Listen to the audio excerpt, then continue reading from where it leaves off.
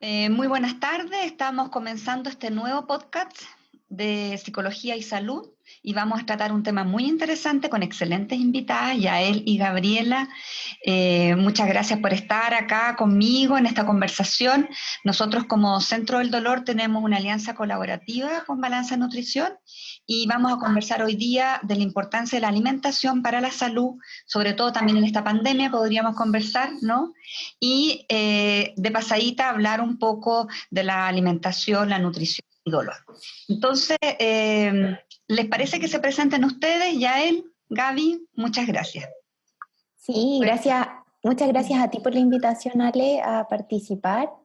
Mi nombre es Gabriela, soy nutricionista. Bueno, con la Yael nos hemos dedicado a la atención nutricional un poco más integral, donde le hemos puesto harta atención a las emociones al comer y también a buscar soluciones un poco colaborativas, como Ujú. decías tú. Por eso, en el fondo las buscamos para que pudiéramos trabajar juntas.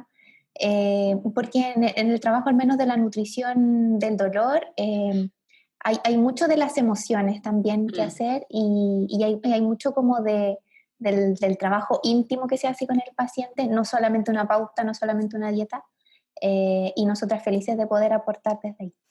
Súper. Yael. Sí, feliz también de estar en esta oportunidad de conversar. Creo que tal como nosotras buscamos el balance en nuestros pacientes, es también un poco lo que ustedes buscan, como volver a la salud finalmente. Así que genial poder compartir esta instancia de conversación. Súper, ¿les parece que partamos un poquitito? Yo creo que todos tenemos una idea más o menos de que indiscutiblemente la alimentación es muy importante para la salud, pero si pudieran un poco explicar tal vez cuál es el mecanismo que pasa con los alimentos procesados, más orgánicos, naturales, un poco en esa línea. Yo creo que partir diciendo como, eres lo que comes. Ya.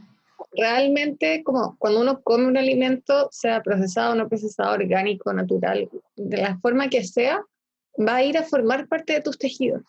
Ya. Entonces, cuando uno va tomando conciencia de eso, como comida tras comida, si comemos varias veces al día, todos los días de la vida, tomar conciencia de que si son alimentos ricos en proteína o ricos en grasa, o qué tipo de proteína o qué tipo de grasa, van a ir a formar parte de nuestras células. Entonces, cuando tomamos conciencia de que eres lo que comes, una vez hace un cambio ahí de paradigma un poco y bueno, entonces me tengo que preocupar de lo que quiero ser y por lo tanto de lo que tengo que comer también. Claro. Absolutamente. Entonces, siempre se dice que alimentarse bien es caro. Yo he visto algunas encuestas y algunos estudios que indican que efectivamente la comida chatarra, ¿no es cierto?, muy procesada, es una comida que tiene menor costo que una buena comida. ¿Es tan así eso? ¿Es tan caro al final tener una buena canasta, ¿no es cierto?, nutritiva? Yo creo que en términos relativos te diría que no. La Ya. alimentación saludable no es más cara. Si nos vamos a condiciones como socioeconómicas súper particulares, sí, todavía hay un porcentaje de la población en Chile a la que le cuesta mucho acceder a alimentación saludable y eso no se puede discutir. O sea, muchas familias viven con el sueldo mínimo o menos del sueldo mínimo y ahí es difícil en el fondo. Sí. Pero para el resto de todas las personas, la alimentación saludable no es más cara. La comparación que se hace con la comida chatarra igual también es un poco tramposa, porque la comparas a veces con alimentos naturales demasiado funcionales o demasiado especializados. Entonces, claro, en el mercado son un poco más caros. Pero hay ejemplos que, bueno, nosotras al menos los usamos harto, con harta Ya. frecuencia, y uno de esos es la bebida, las bebidas gasificadas. Por ejemplo, 1 litro de bebida te sale hoy día cerca de 1.500 pesos. 1 litro de bebida por una familia de 4 personas te alcanza para eso, para una porción cada uno a la hora del almuerzo, por Claro. ejemplo. Eso significa que estás desembolsando 1.500 pesos todos los días solo para beber bebida, a lo menos 5 días a la semana, supongamos, de lunes a viernes. Es harto, es un Es presupuesto harto. súper elevado. Si tú Sí. lo multiplicas por las 4 semanas, es una gran cantidad de dinero. Y lo puedes comparar, por ejemplo, con el precio del kilo de fruta. Hoy día la fruta está un poquitito más cara a propósito de la pandemia, la cuarentena y todo lo demás. Pero no sé, los precios pueden ir desde 700 pesos el kilo de fruta a los 1.200 el kilo de fruta. Y si piensas que la fruta te aporta mucho más nutriente, que te genera saciedad, que tiene fibra, que te da muchos más beneficios, que no genera residuos, no sé, todos los beneficios, los 700 pesos al kilo de fruta versus los 1.500 que puedes gastar todos Ya, los días en una bebida, o sea, no tiene punto de comparación. no tiene punto de comparación. Es un muy buen ejemplo porque es súper concreto. Así uno dice inmediatamente el tema del costo no necesariamente es siempre así, ¿no? Ujú. Porque a veces uno se queda como en excusas, ¿no? Yo creo que la gran mayoría de las mujeres, podríamos hablar, me declaro ignorante en género, pero lamentablemente también estamos en una sociedad que nos preocupamos mucho del peso, de la estética, ¿no? Pero no necesariamente de lo que es saludable. ¿Qué distinción hacen ustedes y cómo guían un poco a las pacientes cuando quieren una baja de peso, por ejemplo, muy considerable en poco tiempo? Yo creo que ahí lo más importante es aterrizar como las expectativas. Ya. O sea, y buscar la motivación. Si un paciente me dice, quiero bajar 10 kilos, bueno, indagamos un poco más y decimos, ¿pero por qué? Nos pasó con una paciente que nos dijo, me quiero preparar para este verano porque quiero ser fit. Y nos empezamos a preguntar, bueno, ¿y qué es ser fit para ti? ¿Es ser influencer? ¿Es tener una talla 36, por ejemplo? Mm. ¿Qué, cuál es la descripción? Y apuntamos nosotras a enseñarle a los pacientes que finalmente lo más importante es el estado de salud. Y estado de salud compone un montón de variables que, aparte del estado de salud en términos de exámenes, en términos de medidas corporales, también es un estado de salud mental, en el que no por querer bajar de peso tengo que tenerle miedo a ciertos alimentos, que eso es algo Mm. súper común. Yo creo que a las dos nos ha pasado un montón de veces que, oye, Yael, ¿y de las frutas puedo comer plátano? Es como, por favor, o sea, bienvenido sea, y no Mm. porque el plátano sea la fruta como con más calorías, la vamos a eliminar, Claro. siendo que 1000 veces que comas plátano en la noche, incluso, que tampoco se pueden comer fruta en la noche, a que te comas una barra de chocolate, medio paquete de galletas, que volvemos a lo mismo. Aparte de que es más caro, no le aporta nada a tus tejidos como saludable.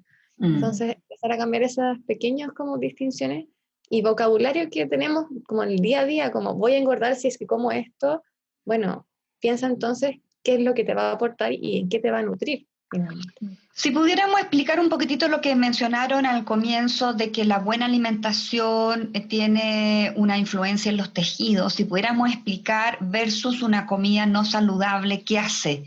Si pudiéramos comparar, no sé si me explico, como para Sí, que me sí, quede, sí, sin necesariamente ser tan técnicas, porque ahí de sí, repente uno puede entrar como en áreas muy de la bioquímica o de la nutrición un poco más dura, pero sin necesidad de entrar ahí, yo te diría que, por ejemplo, una alimentación que es saludable y que es equilibrada, puede tener efectos biológicos o fisiológicos súper claros. ya. Eh, por ejemplo, partiendo por algo como tener un tránsito intestinal mucho más regulado, que eso es importante no solamente por la incomodidad que genera, sino como porque significa que tu sistema digestivo funciona bien. Mm. Eh, Puede ayudar, por ejemplo, a tener un sistema cardiovascular mucho más sano y más óptimo. Significa vasos sanguíneos más limpios, sin tanta acumulación de grasa, sin tanta azúcar dando vuelta, por ejemplo. Eso significa que las células no se dañan, no envejecen tan pronto, que tu corazón está preparado para responder a cualquier exigencia, por ejemplo, actividad física u otras exigencias. Si tiene los nutrientes adecuados, significa, por ejemplo, que tu cerebro funciona en forma óptima, que tiene los Eso, sustratos necesarios para pensar y para funcionar durante el día. eso es sumamente importante porque a veces uno como que no logra linkear entre, por ejemplo, un trastorno alimenticio, una anorexia, que la gente relativamente maneja bien ya los síntomas, un poco la pesquisa, con qué es lo que pasa en términos como cognitivos, Uh-huh. ¿no? Los Sí, de todas efectos. maneras. De Sí. todas maneras, el cerebro funciona básicamente con azúcar. Aunque hay muchas personas que no quieren aceptarlo, es así. El cerebro funciona con azúcar. Entonces, Claro, depende de qué calidad de azúcar le damos, pero quiere decir que la alimentación tiene que tenerla, no hay que negarla. Y hay mucha gente que reniega contra eso, que hace unas campañas un poco como del terror en contra de los carbohidratos. Y no, los carbohidratos son parte de la alimentación saludable, permiten que tu cerebro funcione, que en el fondo despierte, que envíe señales a todo tu cuerpo diciendo, como hoy empezó el día, tenemos que trabajar, funcionar, cumplir todas nuestras tareas metabólicas y estar atento en el fondo. El rendimiento cognitivo depende también de la energía que el cuerpo tiene disponible, de estos carbohidratos que llegan al cerebro en el fondo para funcionar. Y esta energía depende de la alimentación. Sí, y si la damos un poco más fino, hay otros nutrientes que son súper importantes también para el cerebro. El cerebro consume carbohidratos, pero en su mayoría es grasa. Entonces ahí el omega 3, por ejemplo, cobra importancia fundamental, el magnesio también. Entonces, no es solo proteínas, carbohidratos y grasa, nos tenemos que preocupar de las vitaminas, de todos los tipos de vitaminas y minerales también. Entonces, no es por reducir solo las calorías del día y contar calorías, que hay aplicaciones que cuentan calorías y personas van contando todas las calorías del día. Entonces, a veces, y con la Gaby también un poco nuestro lema, como no es comer menos, es comer mejor. Para comer mejor tengo que preocuparme de todas esas cosas y finalmente eso es lo que va a llegar a nutrir nuestro cerebro y todos los tejidos del cuerpo. Perfecto.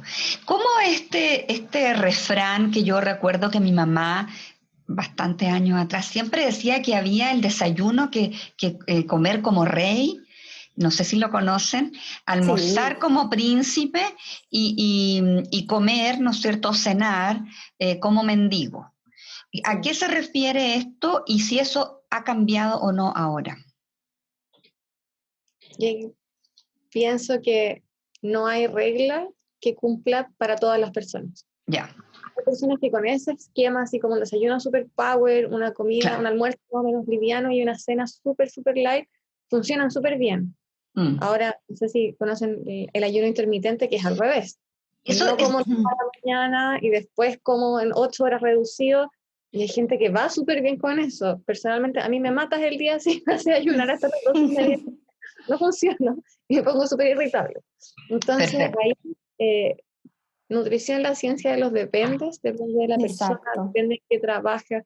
Si la persona tiene turnos nocturnos, bueno, nos tenemos que adecuar a esos turnos también.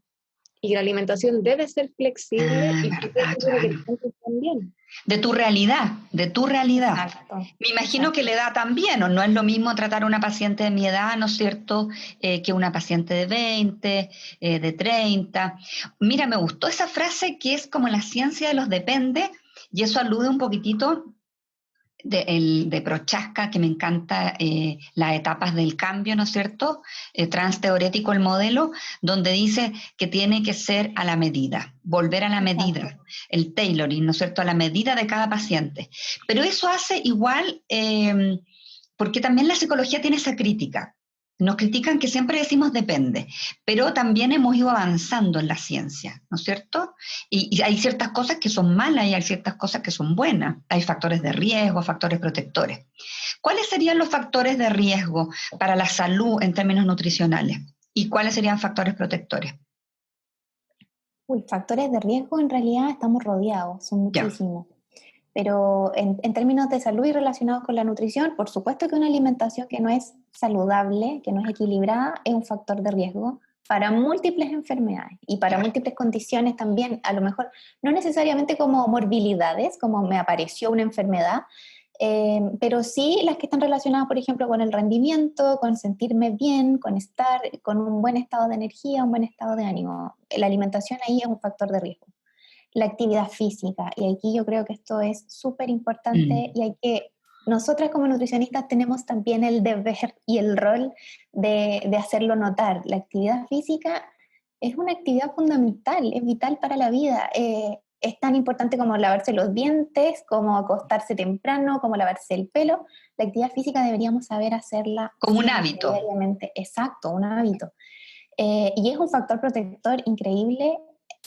Bueno, no hacer actividad física, o sea, la condición de sedentarismo es un factor de riesgo, pero a su vez hacer ejercicio es un factor protector también de múltiples condiciones. Y lo otro que yo quisiera considerar como un factor de riesgo son los hábitos en los que están incluidas estas dos cosas. Ya. Porque es distinto, no sé, a lo mejor comer saludable, pero no tener los hábitos de hacerlo en el horario correcto, en un entorno seguro, de ponerle atención a la alimentación, de entender el origen de mi alimentación, las consecuencias que tienen mis decisiones de alimentación. Todos los hábitos, y eso también que está un poco más relacionado un poco con la psicología o con la parte un poco más conductual, tenerlo o no tenerlo también es un factor de riesgo o un factor protector. Perfecto. O sea, por ejemplo, si entendí bien, yo puedo tener un almuerzo muy saludable, pero si yo lo hago parada, voy a poner como muchas personas en 20 minutos y trago prácticamente, porque tengo 20 minutos. Hay empresas, perdónenme, que ponen ese lapsus de tiempo. Yo me fui a hacer los lentes en una óptica y la niña me contaba que le daban 20 minutos para almorzar. Entonces, ahí estamos hablando de una gran crítica a las instituciones y las empresas, ¿no? Que no dan los espacios suficientes de descanso, de alimentación, de lo que tú estás hablando, para que podamos realmente cuidarnos. Bueno, entonces, volviendo, yo entonces me preparo un almuerzo muy saludable, estoy consciente y estoy ahí tragando en 20 minutos, claramente eso se transforma en un factor de riesgo. ¿Eso? Por supuesto. Piensa que, no sé si también dicho de la abuelita, como, mijita, no coma justo después, o sea, no vaya a la piscina justo después de comer. Sí. Ni siquiera vas calambro, qué sé yo. Eso Sí. igual tiene una función biológica que el flujo sanguíneo, o sea, nuestra sangre, se va a ir distribuyendo según las funciones que vayamos teniendo. O sea, por ejemplo, si yo me subo a una bicicleta y voy a hacer una clase de spinning justo después del almuerzo, mi sangre, bueno, tengo todos los alimentos en el estómago, los tengo que digerir, absorber y distribuir, pero también estoy exigiendo los músculos que necesito llevarles estos nutrientes y necesito generar adrenalina y sube la frecuencia cardíaca. Entonces, bueno, ¿qué hago? Con lo mismo comer parado. No puedo comer parado porque para estar parado necesito un montón de músculos. Claro. Entonces, necesito darle a mi cuerpo todas las indicaciones, tanto de espacio, nivel de relajo, que esté. Tú dijiste 20 minutos para almorzar, pero eso incluye ir al baño, lavarme los dientes, preparar el almuerzo, lavar el tupper quizás si es que estoy en la oficina, y no me dediqué 20 minutos a comer. Ojalá almorzáramos en 20 minutos. Solo comer en esos 20 minutos. Perfecto. Y eso es un factor protector. Claro, o sea, yo creo que hay situaciones que uno no puede manejar, como en el ejemplo que les di anteriormente, que me dan 20 minutos, pero tratar en los 20 minutos de mejorar la calidad, ¿no? Dentro de lo que se puede. Ahora, uno a veces tiene todo el tiempo, lo dispone y tampoco tiene estos hábitos que decía la Gaby, ¿no es cierto? Ahora, entonces lo contextual también es importante. El lugar, si me siento, con quién como, etcétera. ¿Qué pasa la con relación que hacemos con los alimentos al final? Y ahí nosotras nos gusta detenernos harto y es a lo que le damos como más énfasis, sobre todo en la consulta nutricional. Porque el entorno es súper importante, es determinante. Hay un mal, algo que nos aqueja a todas, que es la ansiedad al comer. Y luchamos constantemente con combatir la ansiedad, con no sentir episodios de ansiedad que a veces se manifiesta así como estos atracones súper incontrolables, con estas ganas de comer algo que uno no se las puede sacar de encima hasta que va y lo compra y se lo come, y que nos hacen sentir esta sensación de pérdida de control sobre algo que es tan propio como alimentarse. Es como si uno sintiera una fuerza externa que al final se apodera de uno y que no lo deja tomar esa decisión. Y para el control de la ansiedad, yo diría que todo lo conductual y todo lo ambiental es súper importante. Y bueno, al menos a nosotras en la experiencia, en la atención nutricional ha sido así. Ayudar a las pacientes o ayudar a las personas a mejorar el entorno ha sido fundamental también para manejar la ansiedad. Ahora, ¿hay evidencia de que efectivamente factores más bien fisiológicos generan esta urgencia de comer algo dulce, de comer algo ácido, por ejemplo? Yo me acuerdo cuando estuve embarazada de uno de mis embarazos, lo único que quería era comer limón, en una época, no sé si era el segundo o tercer trimestre. Entonces, la pregunta es, la urgencia tiene un correlato realmente fisiológico? ¿Es solamente una necesidad más bien derivada de esta ansiedad? ¿Cómo es? Puede pasar de las dos, Mm. y voy a dar un ejemplo mío personal. Yo sé que cuando me dan ganas así como de comer papas fritas, Ya, tengo sed. Es porque en realidad no me he hidratado lo suficiente y bueno, cuando uno come algo salado, retiene sodio, entonces bueno, después de muchos intentos, después de muchas veces, como bueno, no estoy bien hidratada. Y era mi señal particular, perfecto. ¿ya? Pero sí hay veces que cuando es ansiedad, es como necesito ese chocolate particular y si no como ese no se va a pasar con nada. Eso también es como hambre emocional, Ya, que es distinto a la hambre fisiológica. La hambre fisiológica tiene sus horarios, si me por como un supuesto. yogur con comida, en realidad se va a satisfacer la necesidad de comer igual. Cuando es hambre emocional y me como, o sea, tengo ganas de comer chocolate y me como una manzana, después de la manzana igual quiero comer ese chocolate, si no va a pasar.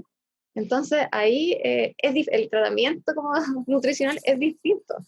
Me Y ahí gustaría como que, sí, me gustaría que comentaran un poco, obviamente que depende del contexto de la persona, etcétera, pero un poquito cómo abordan, ¿no es cierto?, esta hambre emocional, y me parece genial el nombre porque justamente estuve con una psicóloga hablando de las emociones en el podcast anterior y hablábamos del problema que nos estamos educando, ¿no? Para que los niños tengan, paréntesis, pensando en las tasas de obesidad que tenemos hoy día, ¿no? En Chile, creo que estuve viendo que estamos dentro de los 5 países con mayor obesidad en una proyección, ¿no es cierto?, de aquí al 2030, pero del terror. Entonces, nos estamos educando, por lo tanto, se sustituye, ¿no es cierto?, que el niño tramite bien su emoción, la maneje desde lo mental a través de la comida. Entonces, esto está instalado en nuestra cultura fuerte, ¿no? El niño sanito, el niño gordito. Ya se le va a pasar si se cae y entonces le compro un dulce, como una recompensa. Entonces, desde ahí la psicología también se ha puesto a explicar, ¿no es cierto?, por qué surge, ¿no?, esta asociación entre una emoción que es la miedo, tal vez, angustia, y yo la tramito y la quiero aplacar con la alimentación. Pero ¿cómo la ven ustedes y cómo la tratan esta hambre emocional? Es un tema demasiado interesante.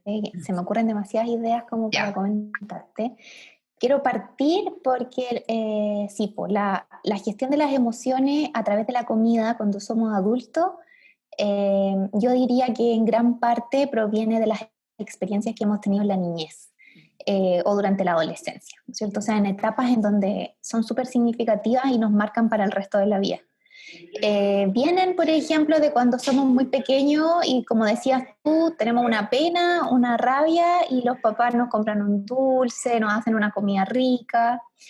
Viene también asociado a un tema fisiológico que nos pasa a todos los seres humanos, que es la lactancia materna. Cuando somos recién nacidos o no sé, lactantes, hasta por lo menos los 2 años, la única forma de alimentación o la principal forma de alimentación que tenemos es el pecho, la lactancia materna. Y es la única forma que tenemos para comunicarnos con la mamá. Entonces, el bebé llora y lo primero que la mamá intenta es acoplarlo al pecho, porque puede que sea total. hambre. Y a lo mejor en ese momento no teníamos hambre, a lo mejor teníamos frío.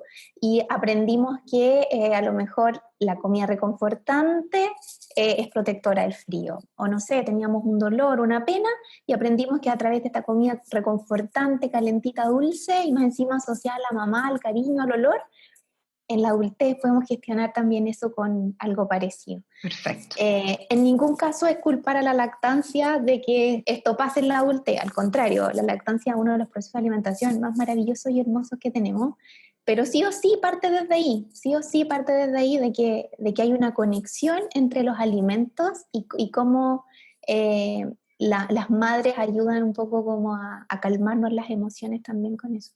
Sí, fíjate, Gaby, te voy a interrumpir brevemente porque me interesa mucho que ustedes se explayen, pero estamos todas clarísimos de la importancia de la lactancia indiscutible, pero esta cosa de la libre demanda, cuando es un niño que ha nacido de término y de buen peso, porque claramente si el niño es prematuro, de bajo peso, ahí tengo que estar con la pechuga full, genera, ¿no es cierto?, la posibilidad de que yo indague un poco más en relación y empiece a leer más al bebé, ¿no? Para no solo pensar que tiene hambre. Entonces le di pechuga hace media hora, tiene hambre. Tiene hambre. No, indagar y conocer, conectarme con el otro y no toda la solución pase por alimentarlo, que es un poco el problema que está pasando ahora. Por lo tanto, los niños empiezan, como bien dices tú, a no aprender, ¿no? A tolerar también cierta molestia o incomodidad, que sería un poquito por diferentes motivos. Entonces, desde la psicología, la frustración, por decir, los límites, los horarios, nos permiten también modular y manejar esas emociones tan primarias, ¿no?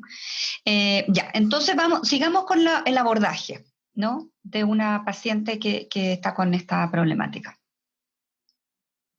¿Cómo sería?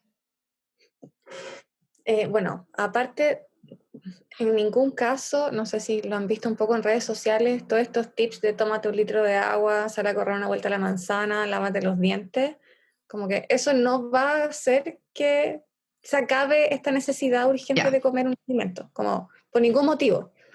Siempre te vamos a decir que estés bien hidratada, que ojalá tengas una higiene bucal lo mejor posible, que es como los hábitos que hablaba la Gaby, que son factores protectores. Pero si me pasó algo, no sé, alguien casi me chocó en la calle y yo estoy tiritona y digo, necesito chocolate, lo más probable es que necesito también comer ese chocolate. Como por algo hay. Hay que indagar qué pasó con el chocolate. Personalmente yo siempre cuento esta historia que a mí el chocolate me encanta, cacao amargo de cualquier tipo, pero yo sí lo asocio mucho al vínculo con mis amigas, porque cuando éramos chicas, mis amigas, teníamos un grupo de amigas que cada vez que a alguna le pasaba algo malo, las otras íbamos y le comprábamos un chocolate. Entonces, claro, probablemente cuando uno hace el link de qué es lo que tengo ganas de comer y qué hay asociado en mi niñez, bueno, yo sé que quizás necesito agarrar el teléfono, llamar a mi amiga, contarle, hoy sabéis que me pasó esto y probablemente se me pasen las ganas de comer chocolate. Sí. Está muy Si no claro. la puedo llamar, no, como chocolate, como recuerdo mental, esta conexión, pero antes de comer, como no ir como dicen, como caballo de batalla al chocolate, sino como parar, cerrar los ojos, respirar, ver qué es lo que me pasa, conectarme con el cuerpo. Si tengo la frecuencia cardíaca 150, bueno, la bajo un poco el nivel de ansiedad corporal y digo ya, ¿por qué quiero comer chocolate? Sí, pasó esto, necesito esto. Bueno, ¿cuánto chocolate voy a comer? Claro. Muy distinto que si voy y me como la barra completa, a que si voy y me como un cuadrado, lo disfruto a morir, y digo, ya, pasó, ya estoy más tranquila, puedo seguir con mi día de este susto. O sea, evitar como esas respuestas automáticas, que no hay un procesamiento de información, una capacidad analítica, quiero comer, necesito, y de ahí a veces es difícil sacar a alguien. No, la idea es, a ver, ¿qué me está pasando? Preguntarme.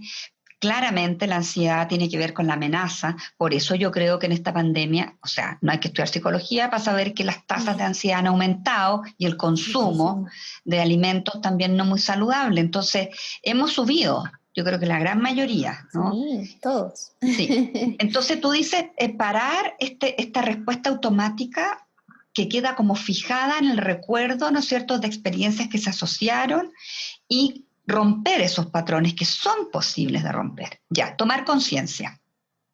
Después me pregunto, quiero comer porque mi amiga pasó esto, es rico el chocolate. Entonces, ¿me voy a comer la barra completa o puedo educar y controlar con una pequeña? Probablemente ya me bajó la ansiedad Sí. En la experiencia siempre baja la ansiedad después de darse un minuto para hacer un reconocimiento. Todo Siempre. el rato. Claro. Y nuestra invitación al menos siempre es, como decía la ya al comienzo, no es dar un tip, un reemplazo, un sustituto al chocolate. Yo no te voy a decir, oye, haz tu ejercicio de reconocimiento y después cambia el chocolate por una porción de frutos secos, porque es mejor. No, la invitación es a que vayas y lo resuelvas igual, pero el solo hecho de hacer el ejercicio de reconocimiento te va a ayudar y te va a hacer notar de que si antes necesitabas la barra, ahora en realidad solo necesitas un cuadrito y con eso es suficiente. Claro. ¿Qué tal esta técnica? Porque se ha escuchado mucho del mindfulness eating, ¿no es cierto? Y como las técnicas meditativas.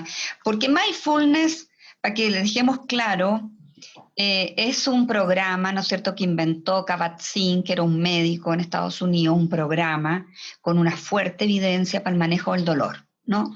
Programa 8 sesiones que hay que estar uno acreditado para poder implementarlo. O sea, yo soy psicóloga, si no me acredito, no lo puedo implementar. Pero las meditaciones clínicas hay muchas y eso es transversal y no es una marca registrada, ¿no? O sea, si yo tomo conciencia plena y yo realmente en el aquí y ahora, son técnicas milenarias orientales que no aducen, ¿no es cierto?, ni son exclusivas de este mindfulness que hoy día parece que se ha apoderado de todas las técnicas meditativas. Cuénteme un poquitito de eso. Dale, Ya. lo doy. Bueno, nosotras adoptamos el mindful eating y el mindfulness como una herramienta para poder educar en temas de manejo de las emociones al comer. Resulta ser una herramienta o una disciplina muy linda, es muy honesta, porque en el fondo cualquier persona puede acceder a eso también. Y tiene muchas cualidades y muchas cosas que la hacen súper útil. Por una parte tiene, digamos, como yendo a lo biomédico estricto, es que la meditación hoy día está muy estudiada y está muy avalada también, incluso por organizaciones como la Organización Mundial de la Salud, que la incluyó hace poco como una medicina complementaria a la medicina tradicional. Porque tiene efectos fisiológicos en el cuerpo. Entrar en un estado meditativo significa que tú cambias tu frecuencia respiratoria, eso significa que cambia tu frecuencia cardíaca, eso se traduce también en que hay un montón de señales o moduladores que viajan por tu sangre que disminuyen, otros aumentan, entonces ayuda a que en general los procesos que están regulando el estrés en tu cuerpo se calmen y disminuyan. O sea, sí o sí, a través de un ciclo de respiración y de concentración, tú puedes hacer que tu cuerpo salga de este estado de alerta, de ansiedad o de estrés y pase a un estado mucho más saludable, ¿no es cierto?, de calma y de descanso. Eso por una parte. Y por otra parte, tiene la ventaja de que nos conecta también con las emociones, con los sentimientos, con los pensamientos. Entonces puede ser un espacio muy fructífero también para explorarnos, esto mismo que hablábamos antes, explorar cómo son mis relaciones con la alimentación, explorar cómo es mi relación con mi peso, con el cuerpo, en estos espacios que son un poco como más seguros, en donde yo me permito también pensar y reflexionar sobre eso. Y a eso puedo añadir que cuando comemos, no sé, nos sentamos a comer en la mesa con mucha gente, mucho ruido, nos abstraemos un poco de los sentidos. Entonces, entrar en un proceso meditativo justo antes de comer va a hacer que yo pueda sentir los olores, los sabores, las texturas de una forma mucho más profunda.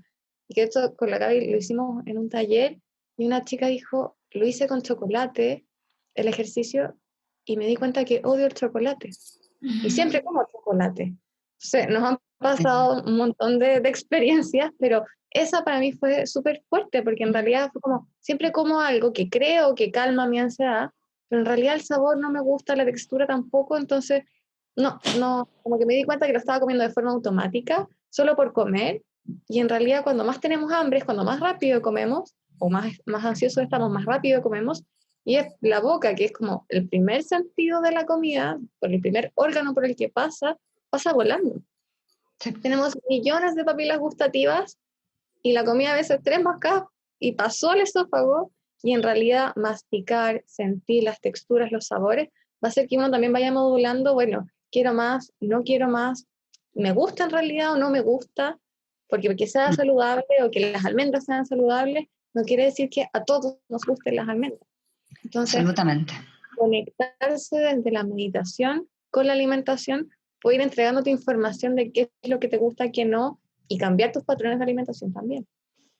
Fíjense que yo estoy practicando hace ya un buen tiempo el savoring, que es el saborear, ¿no? Que es una propuesta de la psicología positiva, ¿no es cierto? Este movimiento americano que tiene mucha evidencia científica y una vía para la felicidad y la plenitud, además que cuida la salud, es lo que dice la Yael, ¿no es cierto? Lo que ustedes están planteando, que yo me detenga, uno no está, para que las personas entiendan que uno no está en una posición de om, un poquito como el No. estereotipo de la meditación. Estoy en un almuerzo con toda mi familia, pero yo voy a tener una mayor conciencia del acto de la alimentación en el aquí y ahora, y le voy a poner color y saboreo. Aunque saboree 3, 4 veces lo mismo, es detenerse en esa experiencia y realmente genera un estado de placer muy rico y mayor saciedad. Genera como este control de la ansiedad. Es una práctica súper recomendable, que yo creo que tiene base en lo que estamos hablando, de la meditación. Sí, de todas maneras. Nosotras también siempre destacamos eso, porque nos pasó que empezando a recomendar el Mindful Eating, habían personas que nos decían como, ¿cómo yo voy a meditar? Así como yo soy como un ejecutivo, voy a la oficina, ando casi con traje, o no sé, me muevo así todo el día en la calle, ¿en qué momento voy a meditar? Porque la gente tiene esta idea de que el que medita es o un súper como yogi o casi un Buda Claro, claro. o tiene un aspecto así como súper especial y tiene un estilo de vida muy especial. En realidad no, todos podemos meditar. Meditar no es om, ni poner la mente en blanco, ni ver una luz, no. Meditar, y ese es el llamado tan lindo del mindfulness, es algo tan sencillo como regalarnos unos minutos para concentrarnos en nuestra respiración. Y a través de eso entrar en un estado de calma fisiológico y mental. Y cuando eso lo hacemos además con la comida, practicamos el mindful eating, que es lo que decía la Yael, aplicar los sentidos a la alimentación, que no sea solo tragar. Cuando uno le pone la experiencia de los 5 sentidos, o de todos los otros sentidos a lo mejor que tenemos y que aún no sabemos, la experiencia de la alimentación cambia absolutamente. Sí. Oye, pero eso, hace muchos años, un autor que se llama Carl Rogers, que es un psicólogo americano del enfoque humanista, que acuñó la psicoterapia centrada en el cliente no como un concepto económico, sino como sacando al individuo de una categoría como paciente, ¿no? Enfermo, desposeído, sumiso, un poco que lo instala el modelo biomédico. Y habló, ¿no es cierto?, de abrirse a la experiencia, que es lo mismo que estamos hablando. Estamos hablando del año 60. Abrirse a la experiencia es que yo me tome el mismo helado en la misma heladería y disfrute como si fuera el primer helado de mi vida. Pero estamos en una sociedad que todo es rápido, inmediato, sin detenernos los procesos. Pero pareciera que esta pandemia va a generar un cambio importante. ¿Qué han visto un poquitito como para ir cerrando? Y obviamente las invito a que nos juntemos nuevamente porque nos quedaron un montón de temas. Sí, nos faltan hartos temas. Tal vez podríamos tener otro podcast con un tema específico, ¿les parece? Feliz. Por supuesto. Sí, entonces, feliz porque siento que es una manera súper interesante de aportar, ¿no es cierto?, a informar, a educar también, en el sentido de que no solamente es un tema de información o no información, sino que entender, ¿no?, comprender los procesos, todo. ¿Cómo han visto un poquitito esta pandemia en relación a su área? Bueno, una encuesta latinoamericana que estuvo ahí rondando por redes sociales bastante de los diferentes consumos de alimentos en pandemia. Ya. Y salió como promedio que el chileno subió 8 kilos en confinamiento. Wow, no sabía. Asociado a que además dejamos de caminar y dejamos de hacer actividad física, y que estuvimos de la cama a la silla de escritorio, a la silla del comedor y de vuelta con acceso a alimentos al alcance de la despensa, cambió todo. O sea, en términos de salud, creo que es importante ahora empoderarnos de nuestra salud y tomar decisiones en salud. Decisiones en alimentación, actividad física, en salud mental también. No, claro, ¿para qué decirlo? Po? Pero por eso, mira, no tenía idea y me parece súper lógico para todos los que somos sedentarios. Esto ha sido tremendo porque si antes éramos sedentarios, ahora francamente estamos críticos. Porque por último uno caminaba en la calle, del metro a la oficina, se sentaba y después de la oficina al metro, por lo menos, ¿no? Pero ahora uno está bastante crítico. La importancia de los talleres, ¿no? En esta pandemia también, ¿cómo lo ven ustedes? Y me imagino que ha sido online, van a preparar talleres, cuéntenme un poquitito de algunas intervenciones que van a hacer o que están haciendo. Sí, nos hemos mantenido con todo lo que es como la divulgación del Mindful Eating, aportando también desde las redes sociales para el manejo de la ansiedad al comer. Hemos recibido muchas consultas y pedidas de ayuda en torno a eso, porque también este espacio ha sido muy bueno para que la gente se dé cuenta de que efectivamente lo que le pasa. Y se dan cuenta de que no era solamente como el alimentarse, no era solamente el ser sedentario, también habían temas que estaban relacionados como con las emociones al comer. Y bueno, lo que hemos estado trabajando en el lanzamiento de un programa online, el día 21 de septiembre va a estar disponible en las redes sociales a través de nuestro Instagram de Nutrir para Sanar, que es un programa derivado de Balance de Nutrición, como un hijo de Balance de Nutrición. Y vamos a tener disponible este programa, en el fondo es un curso online, la gente puede acceder ahí a muchísima información, vamos a tener arriba todo este material, en el fondo para que tú puedas acceder y hacer el curso y ir desde lo más básico, desde la nutrición en su forma más primaria, haciendo un recorrido por todo, cómo es la alimentación, cómo es la relación con los alimentos, cómo es la relación con nuestro cuerpo y llegar también a la alimentación consciente. Así que súper invitados a que vayan a Nutrir para Sanar y conozcan nuestro programa y el lanzamiento que va a ser muy pronto. El 21 va a ser el lanzamiento, pero este curso va a quedar arriba y uno puede acceder cuando yo quiera. Así es.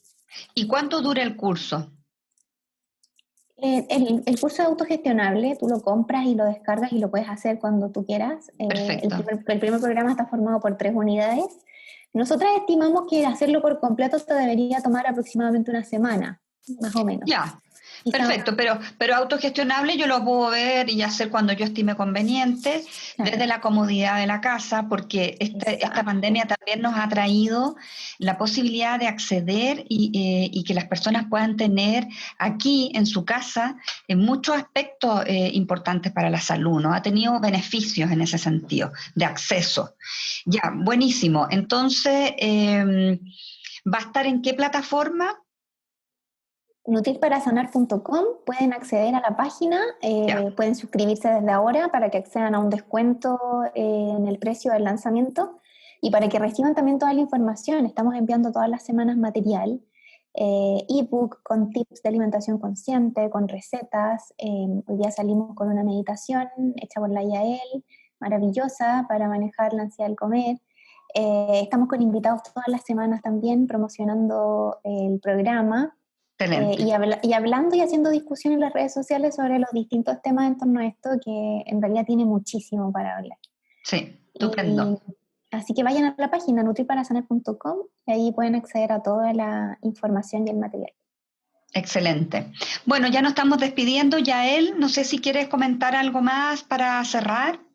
Aparte de agradecer esta instancia, que lo pasamos siempre muy bien, creo que la invitación a tomar conciencia de lo que nos pasa, de lo que queremos, de qué queremos ser, y que para ser algo tenemos que también tomar esas decisiones, tanto en movimientos, comidas, pensamientos y todo. Así que bienvenidos a preguntar si es que tienen dudas sobre lo que es la Balance de Nutrición o Nutrir para Sanar. Estamos ahí 100% disponibles para lo que necesiten.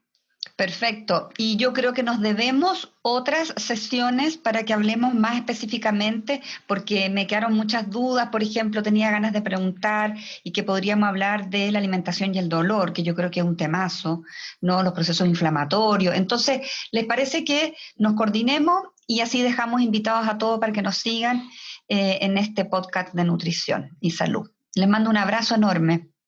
Muchas gracias. Gracias por la invitación y nos vemos pronto. Cuídense, que estén muy bien.